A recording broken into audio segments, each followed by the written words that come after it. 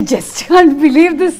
It's నిజంగానే it's a blockbuster. Pongal తీసుకోండి, అరిసెలు తీసుకోండి, పూతరేకులు తీసుకోండి, అదిగోండి సున్నుండలు, అదిగో చక్రాలు తీసుకోండి. పులిహార లేదా? అదొక్కటి లేదండి. పాయసం? అయ్యో అది లేదండి. ఇదిగోండి మంచినీళ్ళు తీసుకోండి, కావాలంటే బంతిపూలు తీసుకోండి, ఏదో ఒకటి తీసుకోండి.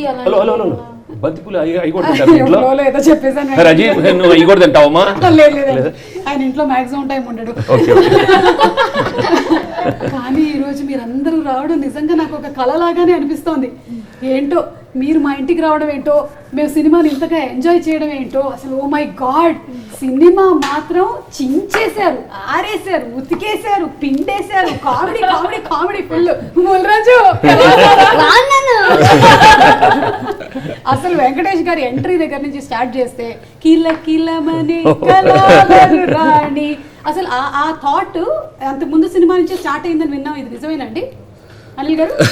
యాక్చువల్గా వెంకీ గారిది ఇంట్రో ఫస్ట్ కథ పుట్టక ముందు బేసిక్గా క్యారెక్టరేషన్ అనుకునేటప్పుడు ఫస్ట్ అదే చెప్పాను సార్కి. సార్ ఫస్ట్ మీ ఎంట్రీ మీ సాంగ్ తోటి ఇద్దాం అనిపిస్తుంది, దాంట్లో స్టెప్ ఒకటి నాకు చాలా బాగా ఇష్టం, ఆ పోలీస్ క్యారెక్టరేషన్ అనుకున్నప్పుడు అని చెప్పాను. సో అది కాకపోతే ఏంటంటే లాస్ట్లో తీసాం. సో వెరీ స్క్రిప్ట్ బిగినింగ్లో రాసుకున్నాం, but very end of the shoot అనమాట. ఇక ఇంకొక వారంలో అయిపోతుంది అనుకున్నప్పుడు తీసాం అది. బట్ ఇట్స్ ఒక వింటేజ్ వైబ్ అది. నాకు ఇళయరాజా గారి సాంగ్స్ అంటే పిచ్చి, అది వెంకటేష్ గారి సాంగ్స్ అంటే ఇంకా చాలా ఇష్టం. కూలీ నెంబర్ 1 ఇక ఆ సాంగ్ ఆయన మీద తీయటం. అసలు వెంకటేష్ గారి పాటలు అంటేనే మాక్సిమం అందరికి బాగా పిచ్చి, అందులోనూ ఫ్యామిలీ ఆడియన్స్కి ఒక ట్రీట్ ఇచ్చేశారు వెంకటేష్ గారు. Thank you so much. Anil గారు మీరైతే 100కి 200 మార్కులు కొట్టేశారండి.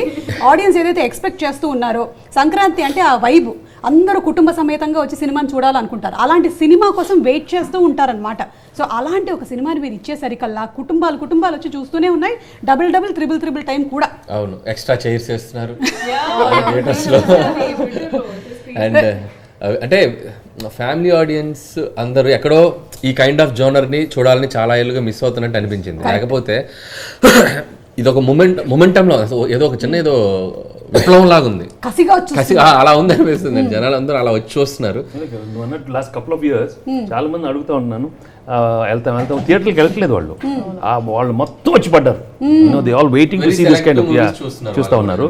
సో వాళ్ళందరూ వచ్చి ఈ సినిమా ఇలా వచ్చి చూస్తుంటే నిజంగా చాలా ఆనందంగా ఉంది. వాళ్ళకి ముందు ఫస్ట్ నేను మనస్ఫూర్తిగా థ్యాంక్స్ చెప్తాను all the ladies and all the family audience who come and seen this film and made such a big super duper. నిజంగా మీ అందరికీ మనస్ఫూర్తిగా థ్యాంక్స్ చెప్పు, మా అందరు మనస్ఫూర్తిగా.